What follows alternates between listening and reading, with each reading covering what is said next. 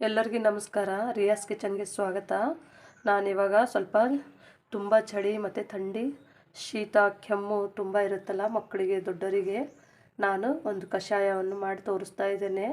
ಇದು ತುಂಬ ಪವರ್ಫುಲ್ಲಾಗಿರುತ್ತೆ. ಮತ್ತು ಕಾಳುಮೆಣಸು ಮತ್ತು ಶುಂಠಿ ಮತ್ತು ತುಳಸಿ ಮತ್ತು ಬೆಲ್ಲ ಹಾಕಿ ನಾನು ಒಳ್ಳೆಯ ಒಂದು ಕಷಾಯ ಮಾಡಿ ತೋರಿಸ್ತೀನಿ. ನೋಡ್ಬೋದು ನೀವು ಇಲ್ಲಿ ನಾನು ಇಟ್ಕೊಂಡಿದ್ದೀನಿ. ಇದು ಒಂದು ಸ್ಪೂನು ಕಾಳುಮೆಣಸಿದೆ, ನೋಡ್ಬೋದು ನೀವು. ಒಂದು ಸ್ಪೂನ್ ಕಾಳುಮೆಣಸು, ರುಚಿಗೆ ತಕ್ಕಷ್ಟು ಬೆಲ್ಲ. ನಾನು ಇದರೊಳಗೆ ಒಂದು ಸ್ವಲ್ಪ ರುಚಿ ನೋಡ್ಕೊಂಡು ಹಾಕೋತಿದ್ದೀನಿ.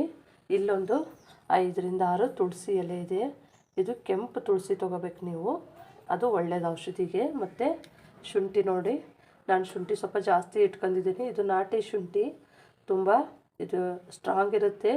ಮತ್ತು ನೀವೆಲ್ಲ ಇದು ಇದ್ದರೆ ಇದು ಯೂಸ್ ಮಾಡಿ, ಇಲ್ಲಾಂದರೆ ಮಾಮೂಲಿ ಶುಂಠಿ ಯಾವುದಾದ್ರೂ ಆಗ್ಬೋದು. ಶುಂಠಿ ಪ್ರಮಾಣ ಸ್ವಲ್ಪ ಜಾಸ್ತಿ ಇರಲಿ, ಕಾಳುಮೆಣಸಿನ ಪ್ರಮಾಣ ಕಮ್ಮಿ ಇರಲಿ. ನಾನಿಲ್ಲಿ 3/4 ಲೋಟದಷ್ಟು ನೀರು ತೊಗೊಂಡಿದ್ದೀನಿ, ನೋಡ್ಬೋದು. ಇದು ನನಗೆ ಕಷಾಯ ಮಾಡೋಕ್ಕೆ ಬೇಕಾಗುವಂಥದ್ದು ನೀರು. ಪಾತ್ರೆ ಇಟ್ಕೊಂಡಿದ್ದೀನಿ. ಮತ್ತು ಇದನ್ನು ನಾನಿವಾಗ ಶುಂಠಿ ಮತ್ತು ಕಾಳುಮೆಣಸು ಇದೆಲ್ಲ ನಾನು ಇವಾಗ ಒಂದು ಸ್ವಲ್ಪನೇ ಹಾಗೆ ಕುಟ್ಬಿಟ್ಟು ಮಾಡ್ತೀನಿ, ನೋಡ್ಬೋದು ನೀವು. ಈಗ ಪಾತ್ರೆ ಇಟ್ಕೊಂಡಿದ್ದೇನೆ. ಇದಕ್ಕೆ ಈಗ ನಾನು ಸ್ಟವ್ ಹಚ್ಬಿಟ್ಟು ಈಗ ಇದು ಲೋಟ ನೀರು ಇಟ್ಕೊಂಡಿದ್ದಲ್ಲ, ಇದು 3 ಜನಕ್ಕೆ ಆಗೋಷ್ಟು ಮಾಡ್ತಾಯಿದ್ದೀನಿ.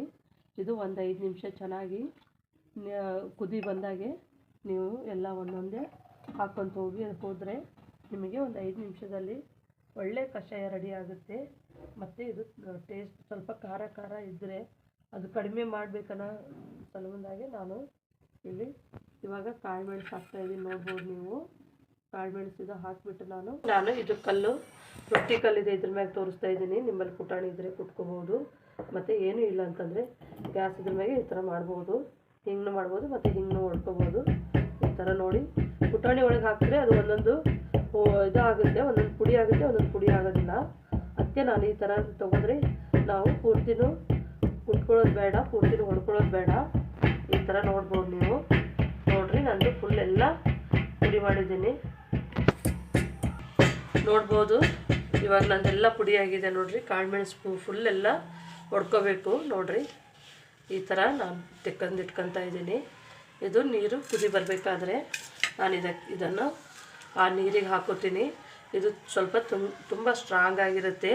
ಮತ್ತು ಮಕ್ಕಳಿಗಾಯಿತು, ವಯಸ್ಸಾದವರಿಗಾಯಿತು, ದೊಡ್ಡವರಿಗಾಯಿತು ಇದು ಒಳ್ಳೆಯದು. ನಾನು ಶುಂಠಿ ಇದು ಸಿಪ್ಪೆ ಬಿಡಿಸಿಟ್ಕೊಂಡಿನಿ. ಕೆಲವೊಬ್ರು ಸಿಪ್ಪೆ ಹಾಕ್ತಾರೆ, ಅದು ಆಪ್ಷನ್.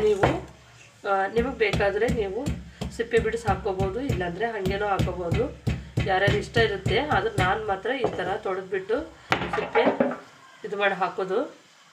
ಇದೆಲ್ಲ ಈ ಥರ ಫುಲ್ಲು ಅದರೊಳಗಿಂದ ಏನಿರ್ತದಲ್ಲ ರಸ, ಇದು ಆಚೆ ಬರಬೇಕು. ನಾವು ನೀರಲ್ಲಿ ಹಾಕಿದಾಗೆ ಅದು ಏನಾಗ್ಬಿಡುತ್ತೆ, ಚೆನ್ನಾಗಿ ಒಂದು 5 ನಿಮಿಷ ಅದು ಚೆನ್ನಾಗಿ ಕುದಿದ್ರೆ ಸಾಕು. ನೋಡಿರಿ, ನೀರು ಕುದೀತಾ ಇದೆ. ನಾನೀಗ ಕಾಳುಮೆಣಸಿನ ಪುಡಿ ಹಾಕೋತಾ ಇದ್ದೀನಿ, ನೋಡ್ಬೋದು. ನೀರು ಕುದೀತಾ ಇದೆ. ಇವಾಗ ನಾನು ಶುಂಠಿ ಹಾಕೋತಾ ಇದ್ದೀನಿ, ಎಲ್ಲ ಜಜ್ಜಿಬಿಟ್ಟಿದ್ದು. ಮತ್ತು ಇದಕ್ಕೆ ನಾನು ತುಳಸಿ ಎಲೆ ಹಾಕೋತೀನಿ. ತುಳಸಿ ಎಲೆ ಒಳ್ಳೆಯದು ಆರೋಗ್ಯಕ್ಕೆ. ಇಲ್ಲಿ ನೋಡಿರಿ, ನಾನು ತುಳಸಿ ಎಲೆ ಹಾಕೋತಾ ಇದ್ದೀನಿ. ಈ ಥರ ಇದನ್ನು ಚೆನ್ನಾಗಿ ನಾವು ಈಗ ಒಂದು 5 ನಿಮಿಷಗಳ ಕಾಲ ಚೆನ್ನಾಗಿ ಕೈ ಆಡಿಸ್ತಾನೆ ಇದನ್ನು ಕಲಿಸ್ಬೇಕು. ನೋಡಿರಿ, ಇದು ಚೆನ್ನಾಗಿ ಕುದಿ ಬರಬೇಕು. ಇದು ನೋಡಿರಿ, ಈ ಥರ ಚೆನ್ನಾಗಿ ನೋಡಿರಿ, ಈ ಥರ ಕುದಿ ಬಂದಾಗೆ ಒಂದು ಚಿಕ್ಕ ಲೋಟದಲ್ಲಿ ಹಾಕಿಕೊಟ್ರೆ 3 ಜನಕ್ಕೆ ಆಗುವಷ್ಟಾಗಿ ಮಾಡಿದ್ದೇನೆ ನಾನಿವಾಗ. ಇದು ಸ್ಟ್ರಾಂಗ್ ಇರುತ್ತೆ, ತುಂಬ ದೊಡ್ಡ ದೊಡ್ಡ ಲೋಟ ಎಲ್ಲ ಮಾಡಿ ಕುಡಿಬೇಡ್ರಿ. ಇದು ತುಂಬ ಚಳಿ ಮತ್ತು ಕಫ ಶೀತ ಇದ್ದಾಗ ಅದಕ್ಕೆ ನಾನಿದು ಈ ಥರ ನಿಮಗೆ ತೋರಿಸ್ತಾ ಇದ್ದೀನಿ ರೆಸಿಪಿ. ನೀವು ಟ್ರೈ ಮಾಡಿರಿ ಮನೆಯಲ್ಲಿ, ವಯಸ್ಸಾದವರಿದ್ದರೆ, ಸಣ್ಣ ಮಕ್ಕಳಿದ್ದರೆ. ಮತ್ತು ಮನೆಯಲ್ಲಿ ಹೆಣ್ಮಕ್ಳಿಗೆ ಸ್ವಲ್ಪ ಶೀತ ಕೆಮ್ಮು ಬಂದರೆ ಆಸ್ಪತ್ರೆಗೆ ಹೋಗೋದು ಬೇಡ, ಮನೆಯಲ್ಲಿದ್ದೇ ಮಾಡ್ಕೊತೀವಿ ಹೆಣ್ಮಕ್ಳು. ಆದ್ರೂ ನಾವು ಈ ಥರ ಮಾಡಿಟ್ಕೊಂಡ್ರೆ, ನಿಮಗೆ ಟೈಮ್ ಇಲ್ಲ ಅಂತಂದರೆ ಜಾಸ್ತಿ ಮಾಡಿ ಫ್ಲಾಸ್ಕ್ನಲ್ಲಿ ಹಾಕಿ ಇಡ್ಬೋದು. ಅದು ಬಿಸಿ ಇರುತ್ತೆ ನಿಮಗೆ. ಅದು ಯಾವಾಗಾದ್ರೂ ಕುಡಿಬೋದು, ಮತ್ತು ಬಿಸಿ ಮಾಡ್ಕೊಂಡು ಕುಡಿಬೋದು. ಟೈಮ್ ಇದ್ದಾಗೆ ನೀವು ಹಾಕಿಡ್ಬೋದು. ಇಲ್ಲಿಲ್ಲ ಅಂತಂದರೆ ಈ ಥರ ನೀವು ಕುದಿಸ್ಬಿಟ್ಟು ಆರಿಸಿ ಫ್ರಿಜ್ನಲ್ಲೂ ಎತ್ತಿಡ್ಬೋದು. ನಿಮಗೆ ಬೇಕಾದಾಗ ಬಿಸಿ ಮಾಡ್ಕೊಂಡು ಕುಡಿಬೋದು. ಯಾಕಂದರೆ ಕೆಲ್ಸಕ್ಕೆ ಹೋಗೋರು ಇರ್ತಾರೆ, ಟೈಮ್ ಆಗೋದಿಲ್ಲ. ಅದಕ್ಕೆ ನೀವು ಈ ಥರ ಮನೆಯಲ್ಲಿ ಮಾಡಿಟ್ಕೊಂಡ್ರೆ ನಿಮಗೆ ಎನಿ ಟೈಮ್ ನಿಮಗೆ ಕಷಾಯ ರೆಡಿ ಇರುತ್ತೆ. ನಾನು ಇದು ಒಂದೀಗ 3 ನಿಮಿಷಗಳ ಕಾಲ ಚೆನ್ನಾಗಿ ಕುದ್ದಿದೆ. ಇದು ಫುಲ್ಲು ಮೀಡಿಯಮ್ ಫ್ಲೇಮ್ನಲ್ಲಿ ಇಟ್ಟು ಕುದಿಸಿದ್ದೀನಿ. ನಾನು ಇದಕ್ಕೆ ಬೆಲ್ಲವನ್ನು ಹಾಕೋತಾ ಇದ್ದೀನಿ. ನೋಡ್ಬೋದು ನಾನು ಇಟ್ಕೊಂಡಿರೋ ಬೆಲ್ಲ. ಇದು ತುಂಬ ಶುಂಠಿ ಮತ್ತು ಕಾಳುಮೆಣಸು ಹಾಕೋದ್ರಲ್ಲಿಂದ ತುಂಬ ಘಾಟ್ ಇರುತ್ತೆ ಮತ್ತು ಖಾರನೂ ಇರುತ್ತೆ. ಇದು ಅದಕ್ಕೆ ನಾನು ಇಷ್ಟು ತೆಗೆದಿಟ್ಕೊಂಡಿದ್ದೀನಿ. ಇದು ರುಚಿ ನೋಡಿಕೊಂಡು ನಾನು ಬೇಕಾದರೆ ಇದು ಹಾಕೋತೀನಿ, ಇಲ್ಲ ಅಂತಂದರೆ ಇಷ್ಟೇ ನನಗೆ ಸಾಕು. ನೀವು ಮನೆಯಲ್ಲಿ ಮಾಡ್ಕೊಳ್ಳಿ. ಹಗಲೆಲ್ಲ ನಾವು ಬರೀ ಶೀತ ಕೆಮ್ಮಿಗೆ ಮಾತ್ರೆ ತೊಗೊಳೋದಾಗಲಿ ಇದು ಒಂಚೂರು ರಿಸಲ್ಟ್ ನಿಧಾನ ಇರುತ್ತೆ, ಆದರೆ ನಿಮಗೆ ಒಳ್ಳೆ ರಿಸಲ್ಟ್ ಕೊಡುತ್ತೆ. ನೀವು ದಿನಾಲೂ ಒಂದು 1/4 ಲೋಟದಷ್ಟು ಕುಡಿದ್ರೂ ಸಾಕು, ನಿಮಗೆ ಸ್ವಲ್ಪ ಶೀತ ಕೆಮ್ಮು ಮತ್ತು ಕಫ ಕಟ್ಟೋದು ಕಡಿಮೆ ಇರುತ್ತೆ. ಇದು ಕಫಕ್ಕೆ ಮತ್ತು ಶೀತಕ್ಕೆ ಒಳ್ಳೆಯದು, ರಾಮಬಾಣ ಇದ್ದಂಗೆ. ಮತ್ತು ನಿಮಗೆ ಒಂಚೂರು ಚಳಿ ಆಗಲ್ಲ ಮತ್ತು ವೀಸಿಂಗ್ ಪ್ರಾಬ್ಲಮ್ ಅದು ಇದ್ದವರು ಇದ್ದರೆ ಇದನ್ನು ನೀವು ಮಾಡಿ ಕುಡಿಬೋದು. ಯಾಕಂದರೆ ಈಗ ನೋಡ್ಬೋದು ನನಗೂ ವೀಸಿಂಗ್ ಪ್ರಾಬ್ಲಮ್ ಇದೆ. ನಾನು ದಿನ ಇದಕ್ಕೆ 1/4 ಲೋಟ ಕುಡಿತೀನಿ. ಇದಕ್ಕೆ ನೀವು ಬೇಕಿದ್ರೆ ಅರಿಶಿನ ಹಾಕೊಂಡು ಕುಡಿಬೋದು, ಒಂಚೂರು ತಿಳಿ ಹಾಲು ಮಿಕ್ಸ್ ಮಾಡಿನೂ ಕುಡಿಬೋದು. ಒಂದೊಂದು ಮಕ್ಕಳು ಕುಡಿಯೋದಿಲ್ಲ, ನಾವು ನಮ್ಮ ಮಕ್ಕಳಿಗೆ ಇದ್ರಾಗ ಒಂಚೂರು ಹಾಲು ಹಾಕ್ತೀವಿ. ಸ್ವಲ್ಪ ಹಾಲು ಹಾಕಿಬಿಟ್ಟು ಇದನ್ನು ಮಾಡಿಕೊಡ್ತೀನಿ ನೋಡಿರಿ. ಈಗ ಚೆನ್ನಾಗಿ ನಾವು 5 ನಿಮಿಷ ಕುದಿಸ್ಕೊಂಡಿನಿ. ಇವಾಗ ನಾನು ಸ್ಟವನ್ನು ಆಫ್ ಮಾಡ್ತಾಯಿದ್ದೀನಿ.